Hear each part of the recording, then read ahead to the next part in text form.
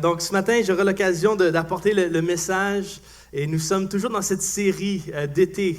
Donc, cet été, on est dans une série qui s'intitule « Un nouveau départ ». S'il y en a qui aiment des nouveaux commencements. Moi, j'aime ça, les nouveaux commencements. J'aime ça, commencer quelque chose de nouveau. J'aime quand même, tu sais, quand tu lis un livre ou tu écris un livre puis tu tournes une page, tu finis un chapitre et tu peux commencer à écrire un nouveau avec une nouvelle page blanche. Et je crois que non seulement en tant qu'Église, mais aussi individuellement, en tant que famille aussi, on est appelé à rentrer dans des nouvelles saisons. Je ne pense pas que Dieu nous appelle à tourner en rond, en cycle, mais il nous appelle toujours à rentrer dans des nouvelles saisons, de gloire en gloire, de gloire en gloire. Et c'est un peu le but de cette série, c'est de nous emmener à rentrer dans cette nouvelle saison que Dieu a pour nous. Parce que combien savent que Dieu aime faire des choses nouvelles? Dieu veut faire quelque chose de nouveau dans ta vie. Dieu veut faire quelque chose peut-être que tu n'as jamais expérimenté avant dans ta vie. Il aime faire des choses nouvelles.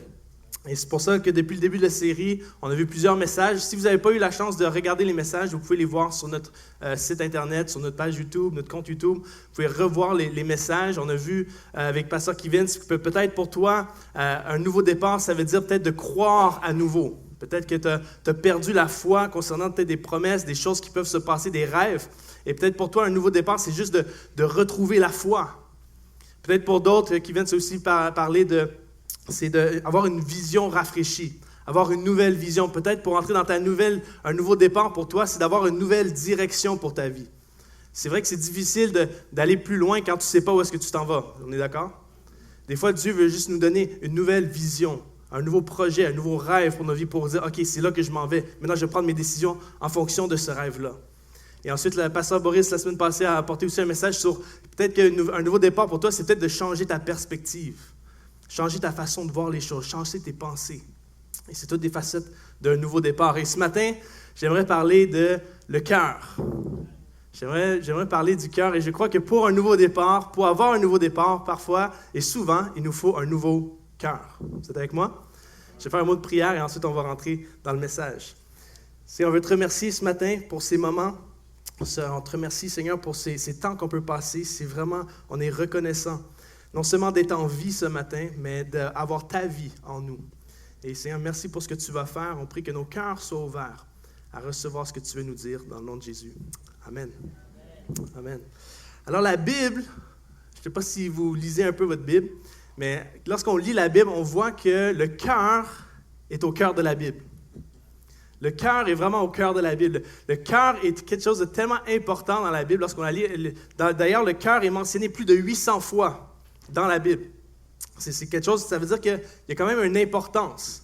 Et le livre des Proverbes, qui est un livre dans la Bible, qui est un livre qui parle de sagesse, qui parle de comment réussir sa vie. Il donne des conseils sur comment avoir une vie de qualité. Le livre des Proverbes en lui-même, qui a 31 chapitres, parle du cœur plus de 70 fois. Donc, ça veut dire qu'il parle du cœur au moins 2 fois par chapitre. Et moi, je ne sais pas pour vous, mais moi, ce que ça me dit, c'est que l'état de ton cœur est directement lié à la qualité de ta vie. L'état de ton cœur, si ton cœur est en santé, tu vas avoir une vie en santé. Et c'est un peu ce que les Proverbes disent souvent. Ils rappellent, c'est l'état de ton cœur qui va déterminer la qualité ou la réussite de ta vie. Le cœur est important. On voit, et c'est pour ça qu'un des passages les plus populaires et un de mes passages préférés aussi dans Proverbes, qu'on connaît pour plusieurs, on le connaît très bien, ça dit « Garde ton cœur ». Est-ce qu'on peut le dire? Il va être écrit peut-être en arrière, mais « Garde ton cœur plus que toute autre chose, car de lui jaillissent les sources de la vie. » Je vais le répéter une deuxième fois. « Garde ton cœur plus que toute autre chose, car de lui jaillissent les sources de la vie. » Pas mal incroyable. Ce passage nous dit premièrement que nous sommes responsables de veiller sur notre cœur. Tu es responsable de veiller sur ton cœur. C'est pas le pasteur qui est responsable, c'est pas Dieu même qui est responsable, c'est pas tes amis, c'est pas tes parents.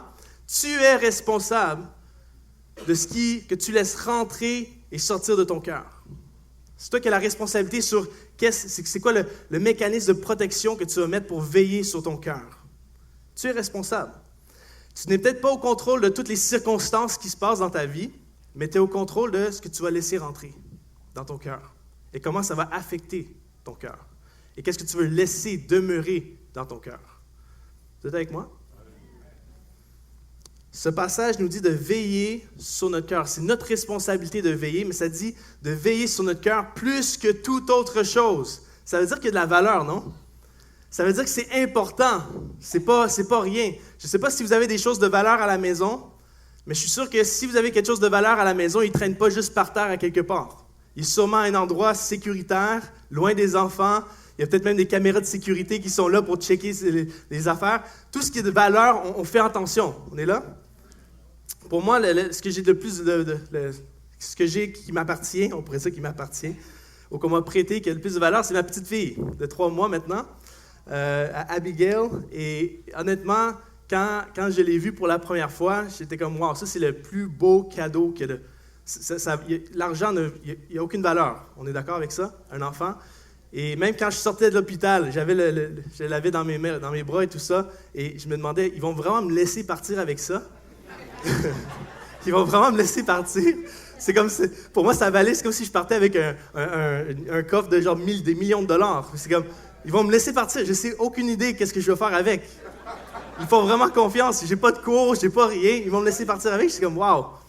Et on a rentré avec la petite, puis depuis ce temps-là, on veille sur elle, on s'attend, on s'assure qu'elle est bien, on s'assure que la température est bien, on a mis des thermostats, on s'est assuré que la température est toujours bien, quand elle pleure, on est toujours là, on écoute, on veille parce qu'elle a de la valeur.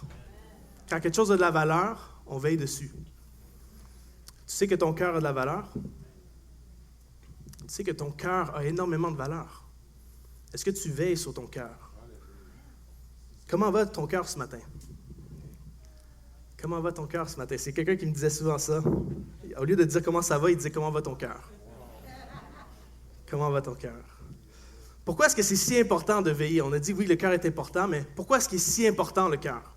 Le verset va nous dire que c'est à cause que c'est de lui que jaillissent les sources de la vie. Donc ça veut dire que c'est comme, notre vie est un peu comme une rivière. Et dans cette rivière, il y a toutes sortes de choses. Il y a nos décisions, nos actions, nos paroles, nos motivations, nos désirs. Tout est là-dedans. Nos pensées sont là-dedans. C'est notre vie est comme une rivière. Et le cours de la vie, la qualité de cette rivière est déterminée par la source. La source, d'où vient la rivière. Et la source, la Bible va dire que c'est ton cœur. C'est ton cœur qui détermine si la rivière va être bonne à boire ou si elle va être polluée. C'est ton cœur qui détermine, c'est ton cœur qui est à la source de ces choses. C'est ton cœur qui va affecter tous les domaines de ta vie, tes relations. C'est ton cœur qui va déterminer ça. Tes décisions, tes habitudes, tes paroles, ton ministère, ta vie spirituelle est déterminée et affectée par l'état de ton cœur. C'est la source. Et c'est pour ça que Jésus va dire dans Marc 7, 21, il va dire, en effet, c'est de l'intérieur, c'est du cœur des hommes que sortent les mauvaises pensées, les adultères, l'immoralité sexuelle, les meurtres, les vols, la soif de posséder, les méchancetés, la fraude, la débauche, le regard envieux, la calomnie, l'orgueil, la folie. Toutes ces choses mauvaises sortent du dedans et rendent l'homme impur. C'est de ton cœur que sortent toutes ces choses-là. Des fois, on dit, j'ai un problème de mensonge, j'ai un problème d'addiction, j'ai un problème de pornographie, j'ai un problème d'adultère, j'ai un problème de critiquer toujours les autres. C'est pas nécessairement un problème de ça. Oui, tu as un problème de ça, mais c'est surtout un problème de cœur à la base. C'est ton cœur qui est en mauvais état et la bouche va juste ressortir ce que ton cœur est plein. Tes habitudes, tes décisions vont juste refléter ce dont ton cœur est plein. Comment va ton cœur ce matin? Tu ne peux pas changer tes habitudes si ton cœur ne change pas d'abord. C'est difficile de changer ton mariage si ton cœur n'est pas changé. C'est difficile. C'est difficile d'aller plus loin avec Dieu si ton cœur n'est pas transformé. Et souvent, des gens sont pris dans des cycles de vie. C'est toujours les mêmes choses qui reviennent, toujours les mêmes problèmes. Les mêmes problèmes au travail, les mêmes problèmes dans les relations, les mêmes problèmes partout où est-ce qu'ils vont, dans l'église, toujours les mêmes problèmes. Et ils se demandent, c'est quoi? Mais c'est toujours eux, ils blâment, on blâme, mais on ne réalise pas que c'est peut-être un problème de cœur. C'est peut-être ton cœur qui doit changer, pas les circonstances. Vous êtes silencieux ce matin, ça va bien? Donc ton cœur est la source de la rivière. C'est la source. C'est le cœur qu'on doit traiter, pas les symptômes autour. C'est le cœur on doit traiter. Mais aussi, le cœur décide la direction que la rivière va prendre. Le cœur décide la direction de ta vie. Parce que c'est ton cœur qui s'attache à certaines choses, c'est ton cœur qui trouve des trésors et dit « c'est ça que je veux ». Et là, la rivière va dans cette direction-là. C'est ça que je veux, la rivière va dans cette direction-là. Donc, ton cœur décide ce que tu vas aimer, ce que tu vas t'attacher, sur quoi tu veux investir. La Bible va dire « là où est ton trésor, là aussi sera ton cœur ». Donc, c'est dans ton cœur que tes priorités vont se décider. Je vais investir là, je ne vais pas investir là, je vais être prêt à me sacrifier pour ça, pas pour ça. C'est dans le cœur que ça se passe. Vous savez que certaines personnes, des fois, on regarde des gens qui ont fait des choses affreuses, puis on se dit, wow, comment ils ont pu penser à ça? Je ne pense pas que les gens se sont levés un matin et ont dit, je vais faire ça. Je vais aller rentrer dans une école puis je vais tirer tout le monde. Je ne pense pas que les gens se lèvent le matin. Le cœur est impacté en premier. Et là, tranquillement, l'orientation de la rivière était d'un côté, puis là, tranquillement, l'orientation de la rivière change. Une journée à la fois, tranquillement. C'est dans le cœur que ça se passe. Et je suis sûr qu'il y a des gens ici ce matin, vous avez fait des choses que vous n'avez jamais pensé pouvoir faire. Vous avez commis des actions, puis vous dites, comment j'ai pu commettre ça, c'est incroyable. Et peut-être vous vivez dans le regret face à ça. C'est peut-être parce que dans votre cœur, il y a une orientation qui s'est faite. Au début, vous vivez pour ça, puis là, tranquillement, j'aime mieux peut-être vivre pour ça. Je veux tellement ça que je suis prêt à sacrifier mes valeurs pour le recevoir, pour l'avoir. C'est le cœur que ça se passe. Le cœur est important également, non seulement parce que c'est la source de notre vie, mais le cœur est important aussi parce que Dieu regarde au cœur. Dieu, quand il regarde ta vie, là, c'est le cœur surtout qu'il voit. Et la Bible va dire, on voit dans 1 Samuel 16, 7, et le contexte, c'est le prophète Samuel qui veut choisir le prochain roi. Et il regarde toute la famille de David et tout ça, puis là, il voit des hommes imposants. Il dit, wow, c'est sûr que c'est lui le roi, c'est sûr que c'est lui. Il y avait l'allure, il y avait le charisme, il y avait la barbe, tout le kit. Il dit, c'est sûr que c'est lui. Puis là, Dieu va le reprendre. Il va reprendre le prophète Samuel. Il va dire, mais l'Éternel lui dit, ne te laisse pas impressionner par son apparence physique et sa taille imposante, car ce n'est pas lui que j'ai choisi. Je ne juge pas de la même manière que les hommes. L'homme ne voit que ce qui frappe les yeux, mais l'Éternel regarde au cœur. Nous, on regarde tellement l'apparence. On juge par l'apparence. On se dit, lui, il ressemble à quelqu'un qui peut faire ça. On juge par les talents, on juge par les capacités, on juge par l'apparence tout le temps. Mais Dieu, ce n'est pas l'apparence qui compte, c'est le cœur qui compte. Nous, c'est difficile parce qu'on ne voit pas tout le temps le cœur des personnes. Mais Dieu le voit. Dieu voit ton cœur ce matin.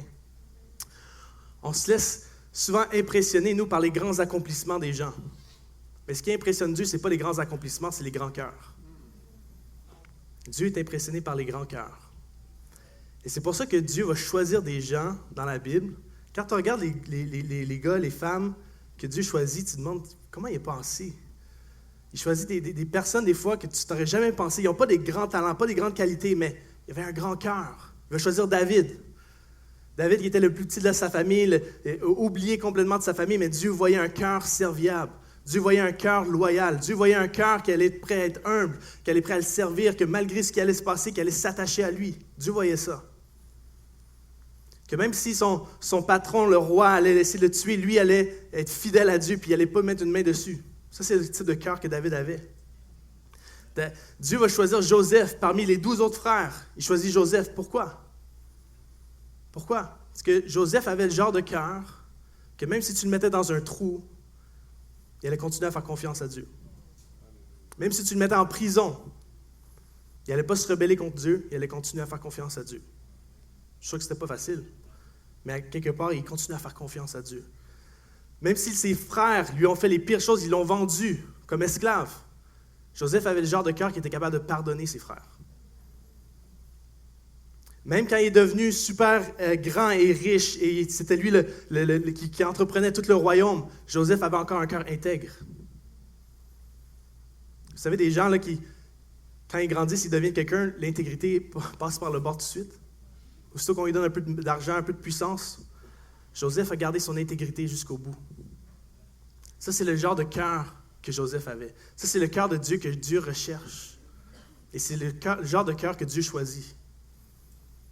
Vous êtes avec moi? Ce n'est pas tes grandes capacités qui impressionnent Dieu. C'est ton grand cœur. C'est ton cœur, avant tout. L'autre chose, pourquoi est-ce que c'est important le cœur? On a vu que le cœur est la source de toute chose. On a vu que Dieu regarde au cœur, mais aussi parce que la qualité ou l'état de ton cœur va déterminer la profondeur de ta vie spirituelle. La Bible va dire, Jésus va dire encore dans Matthieu 5,8, il va dire « Heureux ceux qui ont le cœur pur, car ils verront Dieu. » L'état de ton cœur va déterminer à quel point Dieu est réel dans ta vie. Est-ce que Dieu est réel dans ta vie? Est-ce que tu arrives à voir Dieu? On ne parle pas de voir Dieu physiquement, on ne peut pas voir Dieu physiquement, mais voir Dieu spirituellement. C'est-à-dire, je vois Dieu, je suis profondément conscient de la présence de Dieu dans ma vie.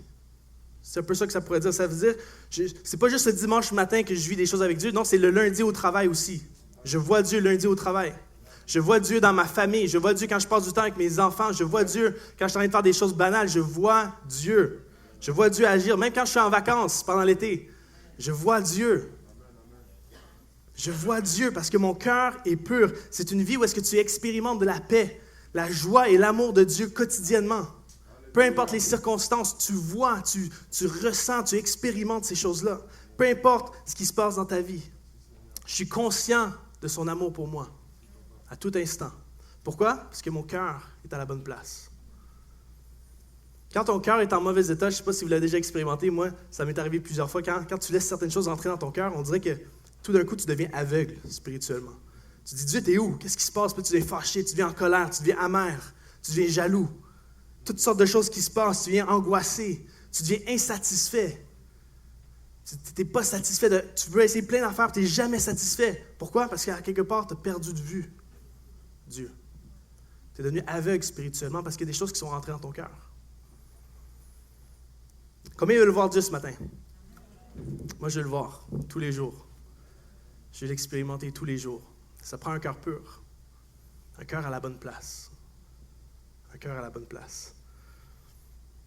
Alors, est-ce qu'on réalise ce matin à quel point c'est important de veiller sur notre cœur? Ça, c'était juste pour setter la table sur combien c'est important. Pourquoi veiller sur notre cœur? Pourquoi c'est si important?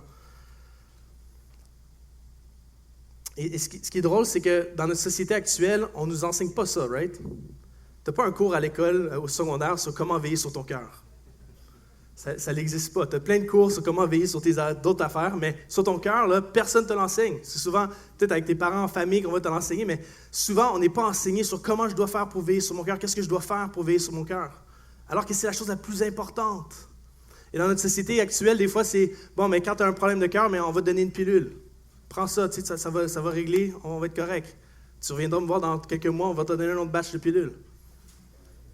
Aujourd'hui, c'est quand tu as un problème de cœur, mais va te divertir un peu, va voir un film, va sortir un peu avec des amis, va faire la folie, va en voyage, pars. On trouve des façons de traiter les symptômes. Prends un peu de substance, prends un peu de ça, prends un peu de drogue, prends un peu d'alcool. Va coucher ici, va coucher là, va en relation avec ici. On cherche toutes sortes de façons de régler notre problème de cœur. Parce qu'on n'a pas appris à le protéger, à le garder. Alors, qu'est-ce qu'on va faire avec ce cœur-là? Comment va ton cœur ce matin? Comment va ton cœur? Donc, la Bible nous dit de veiller, de garder notre cœur, mais de garder de quoi exactement?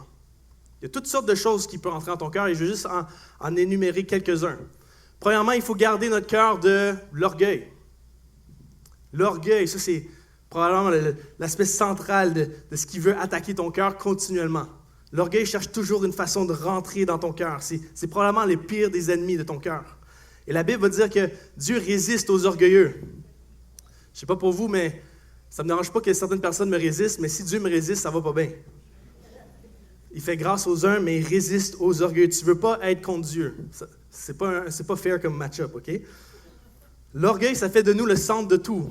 Ça veut dire que c'est mes décisions, c'est moi qui ai le dernier mot, c'est moi qui ai toujours raison, personne ne peut me reprendre, personne ne peut me donner de feedback, c'est toujours la faute des autres. On n'arrive pas à demander pardon quand on fait quelque chose, on fait un tort, on n'arrive pas à demander pardon, on n'arrive pas à avoir le regret dans ce qu'on a fait, on n'arrive pas à avouer nos fautes, que ce soit peut-être à notre épouse, à nos enfants, on n'arrive pas à avouer quand on a fait quelque chose de mauvais. Ça, c'est l'orgueil. Et ça, c'est juste les facettes de l'orgueil qui sont le plus visibles. Après, il y a toutes les facettes qu'on ne voit pas, qui sont subtiles.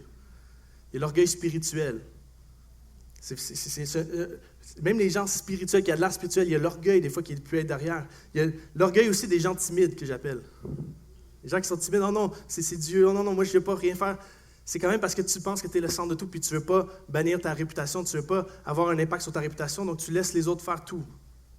C'est l'orgueil. Une autre chose qu'il faut faire attention, c'est, j'appelle ça les faux trésors. Donc, il y a l'orgueil, mais aussi les faux trésors. Ce que je veux dire par les faux trésors, c'est peut-être une personne, ou c'est peut-être des biens matériels, ou peut-être c'est un statut ou un rêve à laquelle tu places beaucoup trop d'importance ou de valeur. C'est des choses qui tiennent vers ton cœur, qui tirent ton cœur vers une direction qui n'est pas supposée. Ça, c'est très, très, très... Il faut faire très attention à ça. Tu es prêt à tout pour avoir ces choses-là parce que dans ton cœur, tu l'as convoité.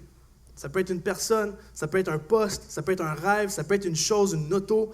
C'est pas mauvais de vouloir des affaires. Mais à un moment donné, quand ça prend toute la place dans ton cœur, c'est là que c'est dangereux. C'est là que c'est dangereux. Et ça, ce que ça fait, c'est que ton cœur n'est jamais complètement entier vers quelque chose. Ton cœur est toujours partagé.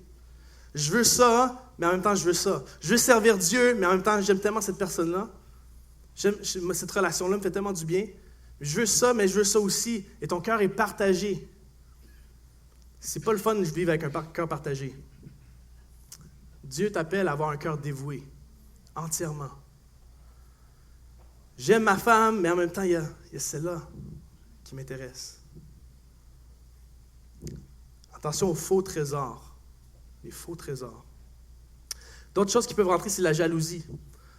La jalousie, ça vient subtilement. C'est quand tu commences à te comparer aux autres continuellement. Puis là, tu commences à envier les autres. Tu commences à être en colère contre les autres. Non seulement contre les autres, mais aussi contre Dieu. Parce qu'il ne t'a pas donné ce que lui a ou elle a.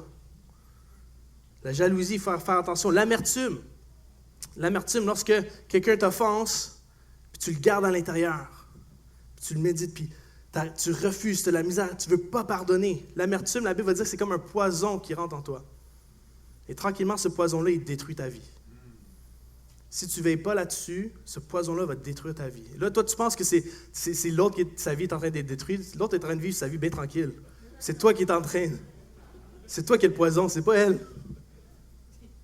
L'amertume. Faire attention à ce qu'on a laissé l'amertume rentrer dans notre cœur. Une autre chose qu'il faut faire attention, c'est, je dirais, la déception. La déception peut prendre place dans nos cœurs. Le Proverbe 13-12 va dire « Un espoir différé rend le cœur malade, mais un désir accompli est un arbre de vie. » Un espoir différé, c'est quand tu as mis un espoir dans quelque chose, puis ça ne s'est pas passé comme tu voulais. Tu croyais que Dieu allait faire peut-être quelque chose, puis ça ne s'est pas passé comme tu voulais que ça se passe. Tu aimais peut-être quelqu'un, ou tu croyais à un mariage, tu croyais en quelque chose, puis ça ne s'est pas passé comme tu voulais. Et là, tu vis comme tu as un cœur malade de désespoir, de déception. Là, tu te demandes, est-ce que je peux encore faire confiance à Dieu? Est-ce que je peux encore faire confiance à quelqu'un d'autre avec mon cœur? Est-ce que je peux encore croire pour d'autres rêves? Parce que mes rêves ont continuellement été brisés. Et là, tranquillement, tes attentes, tu les mets à zéro. Tu ne crois plus en rien. Tu ne crois pas en l'amour, tu ne crois pas en les promesses de Dieu, parce que tu as été déçu, et là, tu as un cœur malade. Il y en a qui ont déjà été déçus ici. Je pense que c'est quelque chose qui nous unit tous. On voulait quelque chose, mais ça ne s'est pas passé comme on voulait. Et la vie est comme ça. Et je pense qu'en tant que croyants, souvent, dans le sens, c'est un pire comme pour nous, parce que nous autres, on croit à un Dieu qui peut faire toutes sortes de choses, des miracles. Fait que nos attentes sont très hautes. Et on s'attend à ce que Dieu fasse des choses. Mais c'est possible et on vit des fois des déceptions. Mais est-ce que tu laisses cette déception-là, cette blessure-là, devenir ton identité? Est-ce que tu laisses cette blessure-là te garder captivé et t'empêcher d'aller plus loin? C'est là que Dieu veut te guérir. Vous êtes avec moi? Je pense que certaines personnes ont vécu des déceptions ce matin. Et il y a un temps pour être dans le chagrin, il y a un temps pour guérir, et il y a un temps pour se relever et croire en Dieu à nouveau. Et je pense peut-être pour la nouvelle saison pour toi, le nouveau départ pour toi, c'est de croire à nouveau encore. De te guérir de ça et de dire, OK, je me lève et je continue à croire en Dieu pour le prochain. Alors ça, c'est la bonne nouvelle là, qu'on a ce matin. Donc ça, c'est toutes des choses qui peuvent rentrer dans notre cœur. Mais la bonne nouvelle, c'est qu'on est d'accord que tout le monde a laissé ces choses-là rentrer à quelque part. Vous êtes tout seul? Oh my goodness. Je me sens seul sur le stage ce matin. On a tous laissé certaines choses rentrer dans notre cœur. Mais la bonne nouvelle, c'est que Dieu se spécialise dans la transplantation cardiaque. C'est un spécialiste. C'est ça qu'il fait de sa vie. Il aime ça.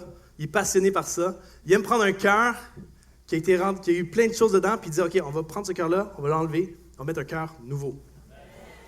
Il veut faire ça pour toi ce matin. Il veut te donner un cœur nouveau. Et Ézéchiel 11:19 va dire, « Je leur donnerai un cœur qui me sera entièrement dévoué, et je mettrai en eux un esprit nouveau. J'ôterai de leur cœur dur comme la pierre, et je leur donnerai un cœur de chair, afin qu'ils vivent selon mes ordonnances, qu'ils obéissent à mes lois et les appliquent. Ils seront mon peuple, et je serai leur Dieu. » Dieu aime donner des cœurs nouveaux. Dieu veut te donner un cœur nouveau. Dieu aime guérir des cœurs. D'ailleurs, il a envoyé son Fils unique. Une de ses missions, c'était de guérir les cœurs brisés. Quand on regarde Luc, ça dit, l'Esprit de Dieu est sur moi pour guérir les cœurs brisés, ceux qui ont le cœur brisé. Jésus est venu pour guérir ton cœur. Parce qu'il veut que tu puisses expérimenter la vie abondante avec lui. Et si ton cœur n'est pas en bon état, si ton cœur est blessé, si ton cœur t'a laissé plein de choses rentrer, tu ne pourras pas l'expérimenter. Donc, il est venu pour changer ton cœur. Et ça, c'est peu importe ce que tu vis. Est-ce qu'il y en a ici qui ont vécu ça? Une transformation de cœur? Ton cœur était dans une place, tu pensais que c'était fini, tu es en morceaux, et Dieu a réussi à faire de quoi? Une chirurgie de fou. Tu étais en morceaux, là, il n'y avait rien à faire. Mais Dieu a fait de quoi? Puis il a reconstruit ton cœur d'une façon que tu n'aurais jamais pu penser. Ça, c'est notre Dieu. Ça, c'est notre Dieu. Il l'a fait pour moi, puis il peut le faire encore pour toi ce matin. Je le crois. Je le crois. Merci, j'en ai besoin. Alors, je peux finir un peu ce matin en disant, oui, Dieu change les cœurs, puis bonsoir tout le monde, on rentre à la maison, Dieu change les cœurs. Mais c'est pas tout l'aspect de la Bible. La Bible dit, oui, Dieu change les cœurs, mais il y a une façon que Dieu change les cœurs. Et Dieu change les cœurs seulement lorsqu'on lui laisse changer notre cœur. Ça, c'est la bonne nouvelle avec le petit astérix à côté. Je veux changer ton cœur, mais tu dois me laisser. Si tu ne me laisses pas, je ne vais pas le faire. Tu dois me donner accès à ton cœur. Si tu ne me donnes pas accès à ton cœur, je ne peux pas le changer. Tu dois me donner accès. Et ça, c'est pas facile. Donner accès à notre cœur à Dieu, à quelqu'un, c'est pas toujours facile. Mais c'est comme ça qu'on le fait. Et comment qu'on donne accès à Dieu, à notre cœur? C'est par la foi. La Bible va dire que c'est par la foi. C'est par la foi. Et la foi, c'est pas juste de croire en Jésus, mais c'est de lui faire confiance. C'est de faire de lui notre sauveur, mais aussi notre maître. De dire, Seigneur, je veux suivre tes voies et non les miennes. Je crois en toi, je crois que tu es venu sur terre, tu as quitté ton trône, tu es venu, tu as pris une forme humaine, tu es venu, tu as donné ta vie pour moi, tu as été blessé, tu as été trahi, tu as souffert pour moi, on t'a craché dans le visage, on t'a tout fait ça, tu as donné ta vie pour que moi je puisse en recevoir une nouvelle. Et ça, je le reçois, j'y crois. Je le reçois. Et maintenant, c'est plus moi qui va être le maître de ma vie, mais c'est toi. Ça, c'est la foi. Je décide de faire de Jésus le maître de ma vie parce qu'il a donné sa vie pour la mienne. Et je réalise que je ne suis pas si hot que ça à gérer ma vie. Je ne suis pas si bon que ça.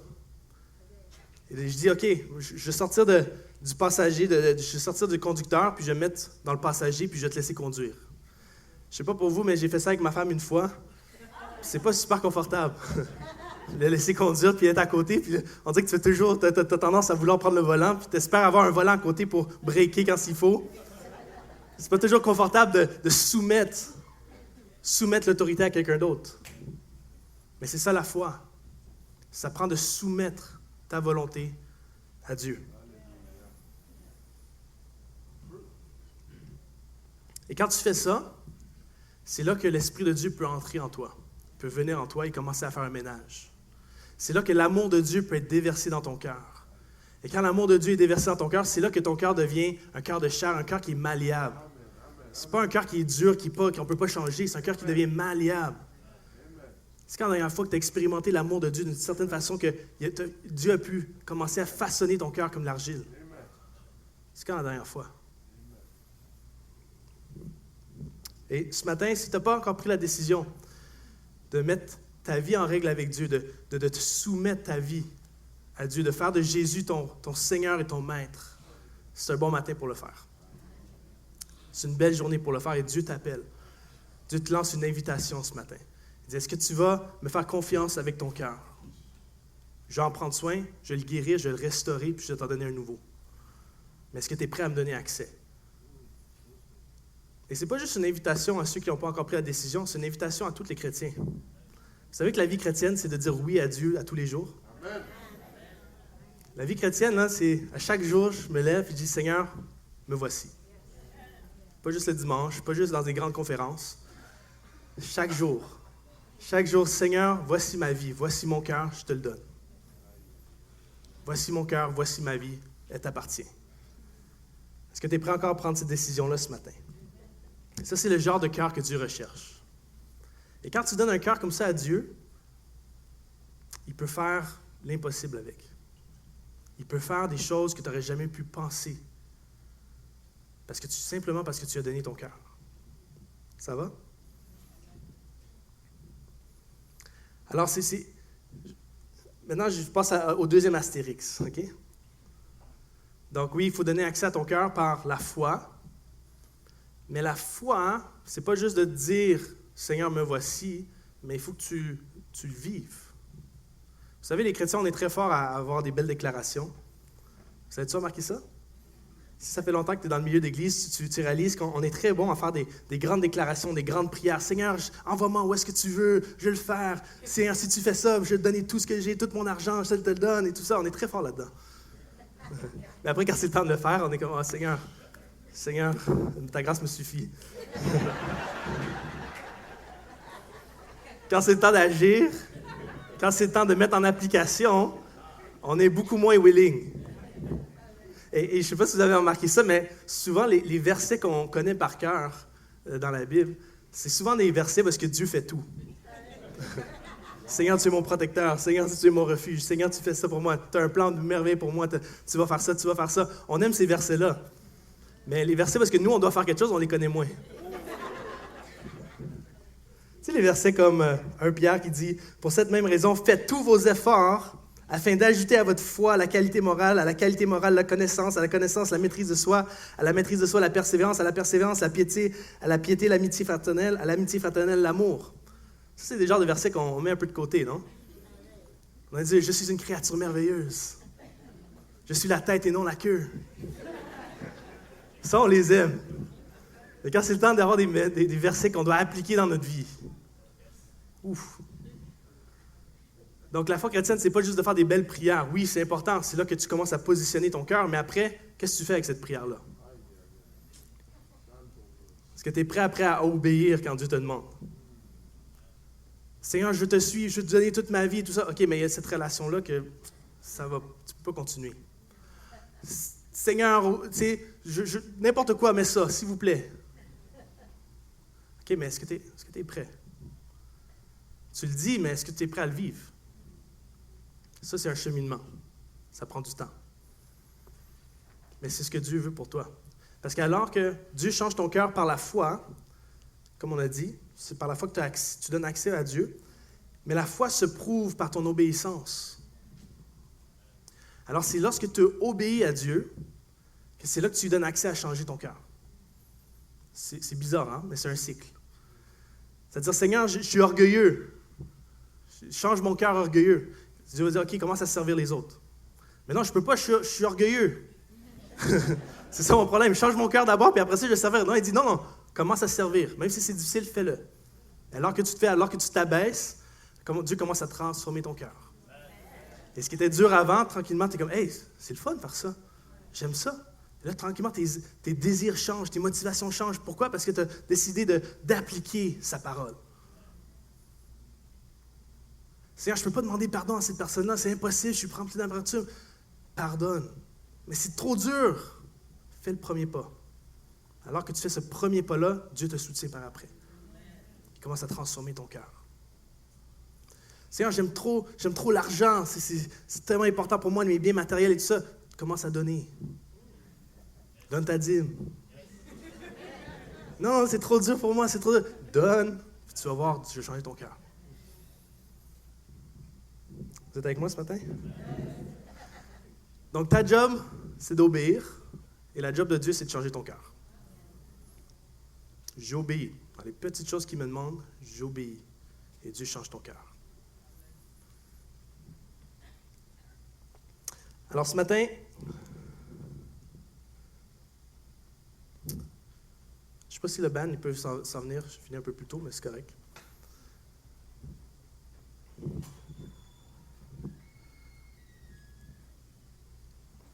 Si tu as un cœur aussi brisé ou un cœur malade, je parlais de ceux qui ont vécu des déceptions.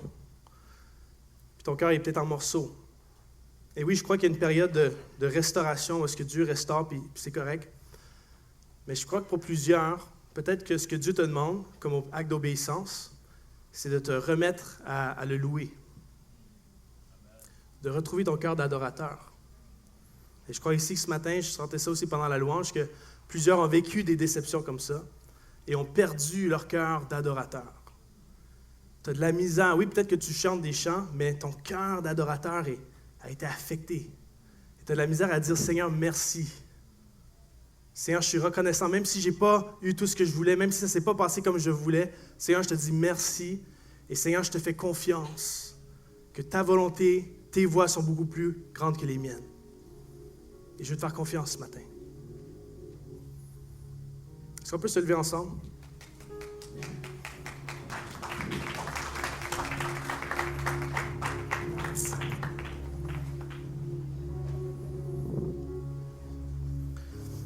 Vous savez, souvent, on prie que Dieu change nos circonstances. On dit, Seigneur, change mes circonstances. Et Dieu, je pense, ce matin, pour plusieurs, il veut répondre, c'est pas les circonstances que je veux changer, c'est ton cœur. C'est ton cœur que je veux changer. Et par la suite, quand ton cœur sera changé, tu vas voir tes circonstances changer. Mais c'est ton cœur d'abord. Et je me rappelle, dans nos premières années de mariage avec ma femme, ça n'a pas été facile. On a 5 ans de mariage, puis probablement les 3 premières années, c'était extrêmement difficile. Le meilleur moment qu'on a eu, c'est notre lune de miel. Et la journée qu'on est revenu de l'année de miel, on a commencé à chicaner. On a commencé avec des chicanes, c'était pas évident, on se comprenait pas. Et moi, dans ma tête, je priais continuellement, Seigneur, change son cœur, change son cœur, change son cœur. Fais-la réaliser comment qu'elle comprend pas les choses. Et on est même allé faire du counseling, aller voir des gens. Puis dans ma tête, je dis, je vais y aller juste pour que les gens puissent lui dire qu'est-ce qu'elle doit changer. C'est ça dans ma tête tout le long. Elle va comprendre si... Je ne voulais pas lui dire d'aller tout seul. Fait que je dis, je vais venir avec toi, mais les gens vont réaliser que c'est toi le problème. Jusqu'au moment où le Saint-Esprit commençait à parler à mon cœur. Il dit, c'est pas elle que je veux qu'il change, c'est toi que je veux qu'il change. C'est ton cœur que je veux qu'il change. Si tu veux que ton mariage change, c'est ton cœur qui doit changer. Et là, tout d'un coup, Dieu a commencé à me révéler à quel point mon cœur n'était pas si hot que ça. Il n'était pas si pur que ça. Il y avait l'orgueil, il y avait l'égocentrisme, il y avait plein de choses là-dedans. Puis j'étais comme, waouh, je ne l'avais jamais vu. Et parfois, on a besoin de l'aide de Dieu pour faire face à ce qu'il y a dans notre cœur. Et parfois, Dieu va permettre des circonstances pour qu'on puisse réaliser ce qu'il y a vraiment dans notre cœur.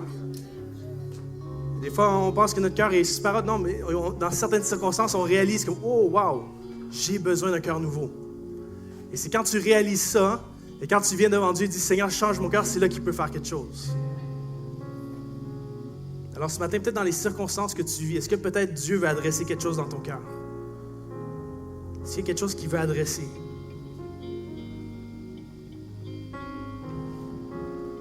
Comment va ton cœur ce matin? Si tu veux entrer dans une nouvelle saison, avoir un nouveau départ avec Dieu, il faut que tu lui laisses changer ton cœur. Ce matin, on va juste essayer de faire un exercice de juste voir comment va mon cœur. Parce qu'on ne fait pas toujours cet exercice-là. Mais j'aimerais qu'on demande à Dieu, Seigneur, qu'est-ce qu'il y a dans mon cœur? Juste que ce soit un moment solennel, chacun devant Dieu. Juste dire, Seigneur, comment va mon cœur? Montre-moi.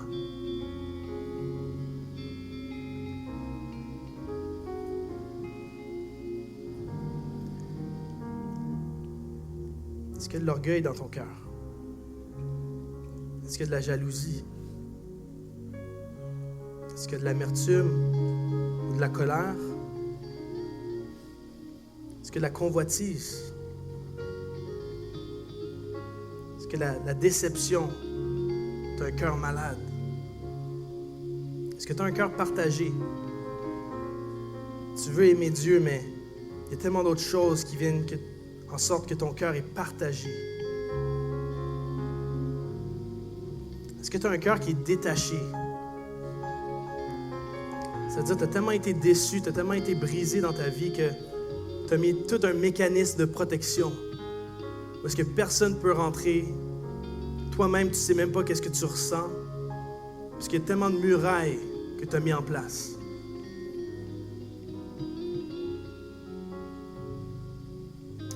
Vous savez, ces murailles-là, non seulement ça te protège peut-être, mais ça l'empêche Dieu de venir déposer son amour dans ton cœur. L'être humain a été créé pour être intime. Mais avec ces murailles-là, tu ne pourras jamais vivre la joie de l'intimité. Es-tu prêt à laisser Dieu rentrer dans ces murailles? Es-tu prêt à lui laisser de la place?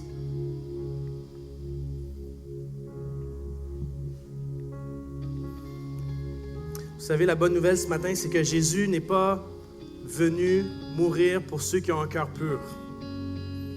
Il est venu mourir, il a donné sa vie pour ceux qui ont un cœur brisé. Pour ceux qui ont un cœur rempli de toutes sortes d'affaires, un cœur pollué. Il est venu pour toi ce matin. Il est venu pour moi. J'aimerais qu'on puisse prendre ce chant ensemble et le chanter comme une prière.